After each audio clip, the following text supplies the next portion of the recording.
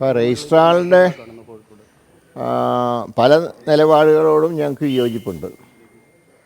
അദ്ദേഹം മാർക്സിസ്റ്റ് പാർട്ടിയുടെ സിൻഡിക്കേറ്റ് അംഗങ്ങളുടെ നിർദ്ദേശം അനുസരിച്ചാണ് പ്രവർത്തിക്കുന്നത് എന്നുള്ള ആക്ഷേപമുണ്ടെങ്കിലും ഈ വിഷയത്തിൽ അദ്ദേഹത്തിനെ സസ്പെൻഡ് ചെയ്ത വിഷയത്തിനോട് ഞങ്ങൾ യോജിക്കുന്നില്ല. കാരണം സെനറ്റ് ഹാള് RSSൻ്റെ ചിത്രം വെച്ച് ഒരു പരിപാടി നടത്താൻ സ്വാഭാവികമായിട്ടും പാടില്ല, തെറ്റാണ്.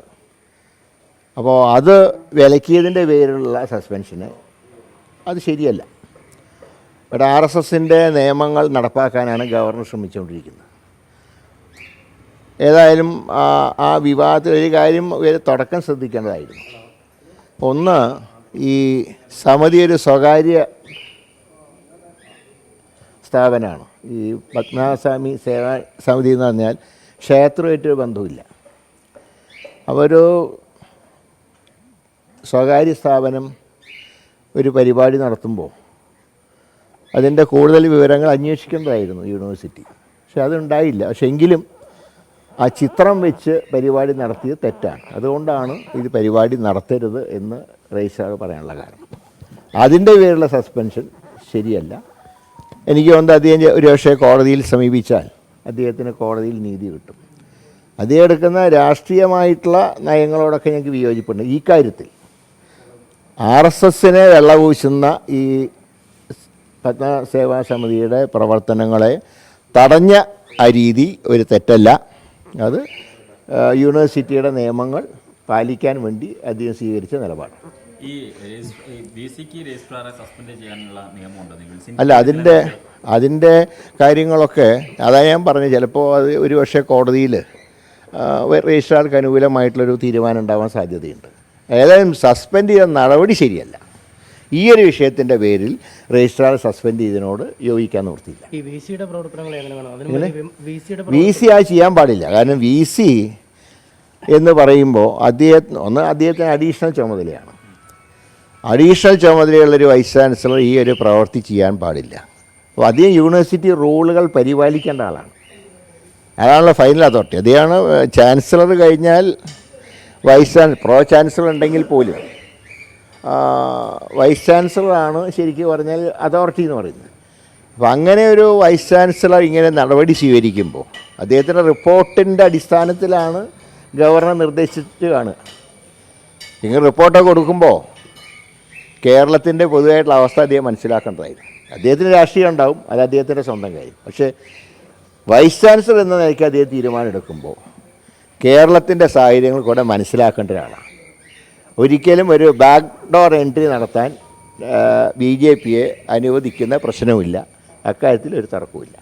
ഈ VC സ്വമേധയാ എടുത്ത തീരുമാനമാണ് എന്ന് വിചാരിക്കുന്നുണ്ടോ, അതോ ഈ രാജ്ഭവനിൽ നിന്നോ അല്ലെങ്കിൽ ഗവർണറുടെ ഭാഗത്തു നിന്നൊക്കെയുള്ളവർ ഉണ്ടാവും? തീർച്ചയായിട്ടും ഉണ്ടാവും. അതിപ്പോൾ സംശയിക്കേണ്ട ആവശ്യം എന്താ? ഞാൻ പറഞ്ഞല്ലോ, ഇവിടെ ശ്രീ രാജേന്ദ്ര അലേക്കറെ ഇവിടെ ഗവർണറാക്കി വെച്ചത് ഈ സംസ്ഥാനത്തിനെ മെച്ചപ്പെടുത്താനൊന്നുമല്ല, BJPയുടെ ആശയങ്ങൾ ഇവിടെ നടപ്പാക്കാൻ വേണ്ടിയിട്ടാണ്. അവർക്കൊരു എലക്റ്റഡ് ഗവൺമെൻറ് ഉണ്ടാവില്ല എന്നറിയാം. അതുകൊണ്ട് തന്നെയാണ് രാജ്ഭവനിലൂടെ നടപ്പാക്കാൻ ശ്രമിക്കുന്നത്. അത് ഇവിടെ മാത്രമല്ല, ഇന്ത്യയുടെ പല സ്റ്റേറ്റിലും ഉണ്ട്, BJP സ്റ്റേറ്റിലൊക്കെ അതുണ്ട്. അപ്പോൾ അതൊന്നും ഇവിടെ ചിലവാവില്ല കേരളത്തിൽ. തീർച്ചയായിട്ടും. അല്ലെങ്കിൽ ഇങ്ങനെ ഒരു പ്രവർത്തിക്കേണ്ട ആവശ്യമില്ലല്ലോ. എന്തിനാ സേവാ സമിതിക്കാരോടാണ് എക്സ്പ്ലനേഷൻ ചോദിക്കേണ്ടത്? ഇങ്ങനെ അവരുടെ ഇഷ്ടമുള്ള ചിത്രം വയ്ക്കാനുള്ളതാണോ സെനറ്റോട്? അതിന് പകരം രജിസ്ട്രാറെ സസ്പെൻഡ് ചെയ്തിട്ട് എന്താ കാര്യം? ആ സേവാ സമിതിയാണ് റൂൾ ലംഘിച്ചിട്ടുള്ളത്. അവർക്കെതിരായിട്ട് എന്തുകൊണ്ട് ആക്ഷൻ എടുക്കുന്നില്ല? ഈ ഡോക്ടർ ഹാരിസിൻ്റെ ചട്ടലംഘനമാണ്, പക്ഷെ നടപടി വേണ്ട എന്നാണ് അന്വേഷണ റിപ്പോർട്ട് സർക്കാരിലേക്ക് പോയിരിക്കുന്നത്. അല്ല, ഒരു ഡോക്ടറെ സംബന്ധിച്ച്, ഒരു ഡിപ്പാർട്ട്മെൻ്റൽ ഹെഡിനെ സംബന്ധിച്ച് അദ്ദേഹത്തിൻ്റെ വകുപ്പിൽ നാളെ എന്തെങ്കിലും തകരാറ് പറ്റിയാൽ അദ്ദേഹമാണ് മറുപടി പറയേണ്ടി വരിക. ഇപ്പോൾ സർജറി സമയത്ത് നടത്താതെ ഒരു പേഷ്യൻറ്റിന് എന്തെങ്കിലും സംഭവിച്ചാൽ ആരോടാ ചോദിക്കുക? മന്ത്രിയോടല്ല, ഡിപ്പാർട്ട്മെൻ്റൽ ഹെഡിനോടാണ് ചോദിക്കുക.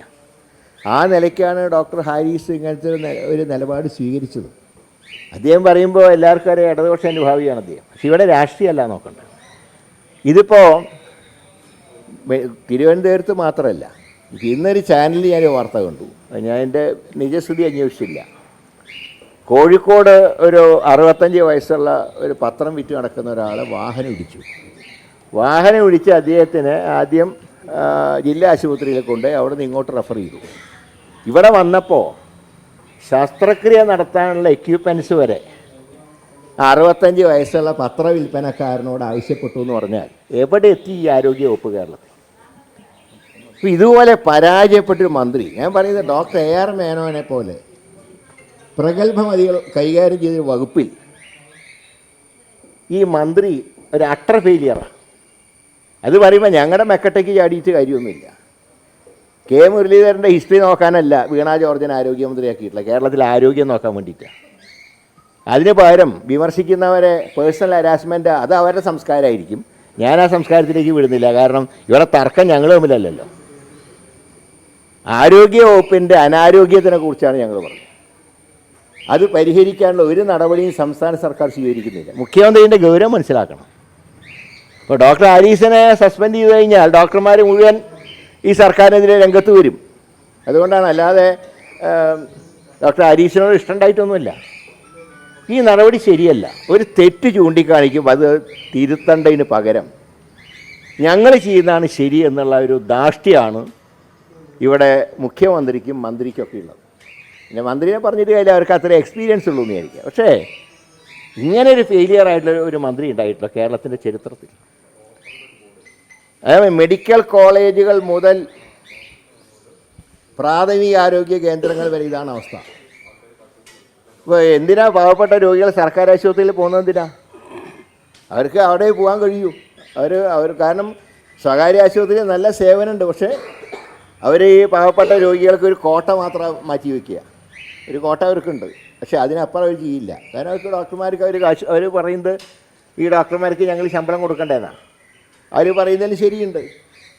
അവർ സമ്പന്നരായിട്ടുള്ള ആൾക്കാർ സ്വകാര്യ ആശുപത്രിയിൽ പോകും, നമുക്കതിനെ കുറ്റം പറഞ്ഞുകൂടാ. പക്ഷേ സാധാരണക്കാരായിട്ടുള്ളൊരു രോഗി സർക്കാർ ആശുപത്രിയിൽ ചെല്ലുമ്പോൾ അവർക്ക് ഇതാണ് അനുഭവമെങ്കിൽ പിന്നെ മഞ്ഞക്കാടിന് പോലും വിലയില്ലാത്ത അവസ്ഥയാണ്. തിരുവനന്തപുരം മെഡിക്കൽ കോളേജിനെ കുറിച്ച് മറ്റൊരു ആശയം വന്നു. ഒരു കെട്ടിടം പണിയുന്ന അവിടെ പരിക്കേറ്റൊരു വ്യക്തി, അദ്ദേഹത്തിന് മഞ്ഞക്കാട് കിട്ടി വന്നു.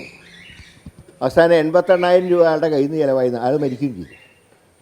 ഇതൊക്കെ ചൂണ്ടിക്കാണിക്കേണ്ട ചുമതലയില്ലേ പ്രതിപക്ഷത്തിന്?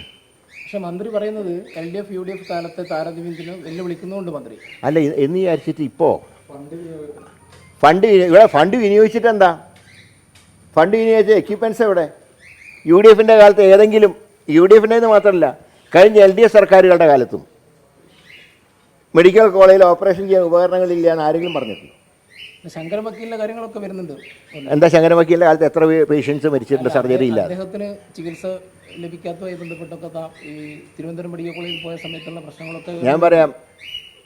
ഇവിടെ മെഡിക്കൽ കോളേജുകളുടെ അപര്യാപ്തത മനസ്സിലാക്കിക്കൊണ്ട് ഒരുപാട് കാര്യങ്ങൾ മെഡിക്കൽ കോളേജിന് വേണ്ടി മുൻകാല സർക്കാരുകൾ ചെയ്തിട്ടുണ്ട്, ഇൻക്ലൂഡിങ് LDF. ഇപ്പോഴങ്ങനെയല്ല സ്ഥിതി. ഇപ്പോഴത്തെ സ്ഥിതിനെ പറ്റി പറയുമ്പോൾ ഫ്ലാഷ് ബാക്ക് കാണിക്കുകയാണോ? എന്നാൽ ഫ്ലാഷ് ബാക്ക് കാണാനാണോ ചെന്നിരിക്കുന്നത്? നിലവിലുള്ള സാഹചര്യം എന്താ? അപ്പോൾ അക്കാര്യത്തിൽ അമ്പേ പരാജയമാണ് ഈ മന്ത്രി.